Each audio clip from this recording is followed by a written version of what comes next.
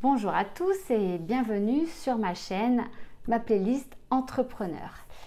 Ma spécialité est d'aider les artisans à ouvrir leur premier commerce ou à développer leur commerce situé dans le monde de l'artisanat, non franchisé et en recherche d'informations pour se développer.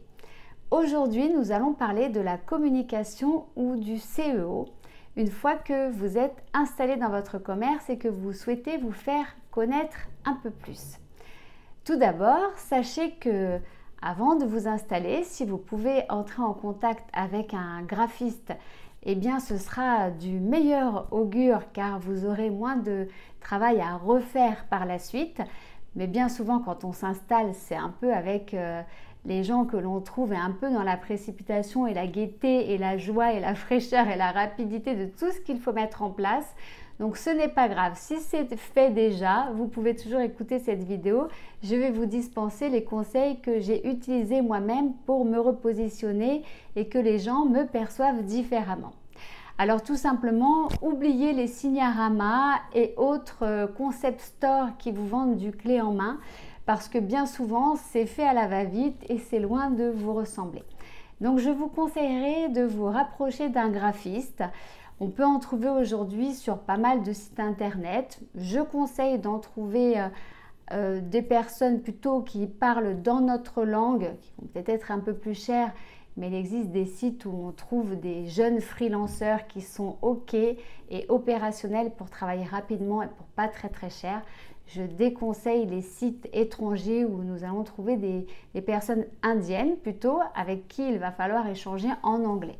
Voilà, donc rapprochez-vous d'un graphiste, éventuellement pourquoi pas d'un de vos confrères ou demandez dans la rue à une enseigne que vous trouvez bien montée, bien ficelée, à qui il a fait appel. Bien sûr, il ne faudra jamais vous tourner vers les franchisés qui, eux, ne sont pas franchisés par hasard. C'est justement pour ces points qui ne sont pas des points de détail qu'ils payent une franchise tous les mois. Donc moi, je vais vous conseiller de rentrer en contact avec un graphiste et une fois avoir vu votre positionnement, votre valeur ajoutée, que vous pouvez retrouver, les conseils que vous pouvez retrouver dans une vidéo précédente, eh bien n'hésitez pas de voir avec lui comment vous allez pouvoir communiquer. C'est-à-dire que votre enseigne doit être à l'image de vos cartes de visite. Et vos cartes de visite doivent être à l'image de votre site internet. Voilà, ça c'est ce que j'enseigne dans une de mes formations pour communiquer au mieux sur Instagram ou sur les réseaux. Le client doit se retrouver dans votre proposition de valeur où qu'il soit, devant votre magasin, à l'intérieur du magasin ou sur votre site internet.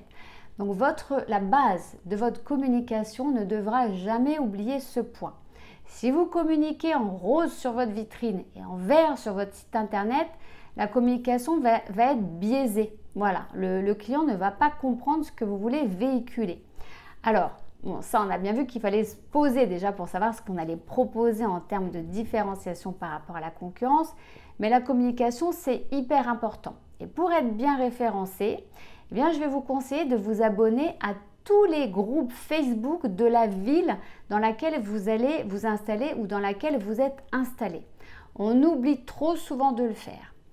Aussi, un point très important qu'on oublie de faire, moi-même j'ai oublié de le faire au départ, c'est d'aller vous présenter personnellement à chacun des commerces à côté de chez vous. C'est ultra important parce que le bouche à oreille en termes de communication, il n'y a pas plus fort. Vous pouvez déposer des flyers dans des endroits stratégiques tels que des ventes de plats à emporter, mais il faudra toujours cibler votre communication en fonction du client ou de la cible que vous voulez faire venir dans votre commerce. C'est-à-dire que si vous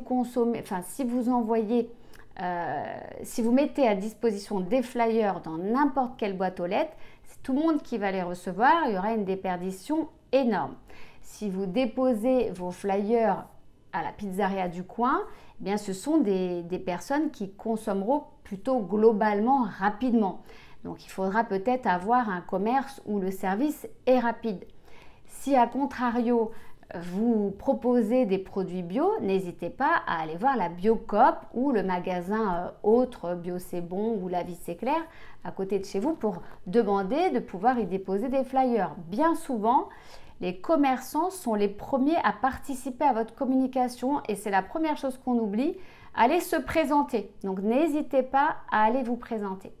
Ensuite, quelque chose de très important, souvent vous déléguez ou on délègue dans un premier temps sa communication à des groupements tels que les pages jaunes.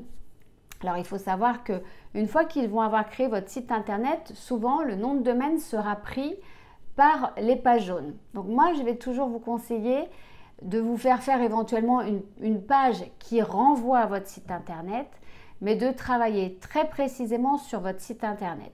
Alors je sais bien, quand on est artisan, c'est la dernière des choses qu'on a envie de faire.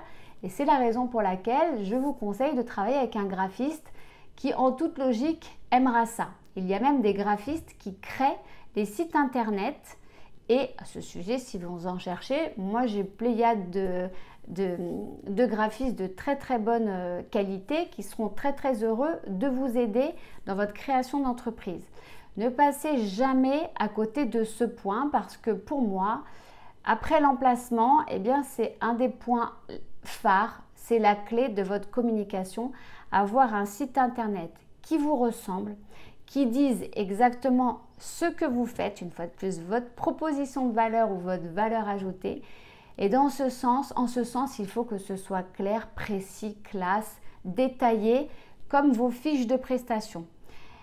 Souvent, les coiffeurs, je vous donne un exemple, vont prendre comme site internet des plateformes de prise de rendez-vous en ligne qui ne sont pas dédiées à la communication générale de leur salon. Et pareil, vont se reposer sur la façon de remplir le salon rapidement. Mais le client, là, il ira là où c'est le plus facilement disponible. Il n'ira pas pour chercher un service spécifique. Donc, si vous êtes un salon de coiffure qui a décidé de se positionner différemment de la concurrence, ne comptez pas sur les pages jaunes, sur Planity, FlexiBeauty ou Wavy, là j'en ai cité 3, pour faire de votre communication une bonne communication précise et pointue. Ils ont des jeunes qui travaillent pour leurs applications, qui font grosso modo le site un peu comme ils en font à d'autres. Et ensuite, on a extrêmement de mal à les faire enlever pour qu'ils ne soient pas référencés en premier avant le nôtre, qui est quand même le plus important puisqu'on y exprime ce qu'on est. Donc surtout, voilà, ce que je voulais vous dire à travers cette vidéo, c'est que lorsqu'on s'installe, eh bien on a tellement de choses à faire que le site internet, on se dit que bon, les gens nous verront dans la rue, c'est pas notre métier, on le délègue à 2-3 personnes. Il vaut mieux travailler main dans la main avec un graphiste qui va vous faire le graphisme de votre vitrine, le graphisme des zones de texte à l'intérieur de votre salon, que ce soit les tarifs, que ce soit les cartes de visite. Voilà, vous allez être plus cohérent et vous rapprocher de la façon de communiquer des grands professionnels qui sont les franchiseurs généralement qui vous dispensent de ce travail-là. N'hésitez pas à le faire parce que, in fine, c'est ultra créatif, très instructif. On y apprend beaucoup de choses, il y a pléiade d'informations sur YouTube également pour ça, mais vraiment avoir un partenaire de communication qui va vous référencer correctement en termes de CEO. Donc le CEO, c'est vraiment ce qui va aider les moteurs de recherche à vous trouver en fonction de votre qualité. N'hésitez pas à y passer du temps. Accessoirement, payez des gens pour vous référencer naturellement, pour écrire des articles de blog sur votre site internet. N'hésitez pas à parler de votre spécialité sur des forums. N'hésitez pas à mettre à jour régulièrement vos visuels. Et puis, il y a également notre ami Google qui saura faire en géolocalisation bien plus fort que tout ce qui est page jaune. Et là, vous pouvez communiquer avec une sorte de carte de visite assez minimaliste, mais vous pouvez y ajouter des photos. Et plus vous avez de photos, plus les personnes qui veulent venir chez vous regardent et vos avis et la réalisation de votre travail. Donc n'hésitez pas à avoir un point dédié dans votre salon pour faire de jolies photos de vos réalisations. N'hésitez pas aussi à faire signer des droits d'image à vos images si vous les prenez de face. enfin à vos clients, pardon, si vous prenez la réalisation de face. Sinon, prenez-les de dos, c'est un bon indicateur et ça aidera grandement votre communication. Le CEO, parlez-en à votre graphiste, il connaîtra. Il ne faut pas oublier de mettre des hashtags sous chacune des pages de votre site internet pour qu'elles soient référencées d'une façon plus naturelle pour à terme éviter de payer en permanence des publicités pour vous mettre devant les autres. Donc tout ça, ça prend un petit peu de temps. Alors commencez dès que vous êtes installé, voire même bien avant de vous renseigner. Voilà, ceci était une vidéo informative sur votre communication sur les réseaux. Je n'oublie pas de préciser que bien sûr, il faudra être présent sur Facebook, sur Insta et puis pourquoi pas prochainement sur Twitch également. Voilà, mais bon, d'ici là, je vous ferai d'autres vidéos. N'hésitez pas à vous amuser surtout parce que ça, c'est la clé. Je vous dis à très bientôt. Au revoir.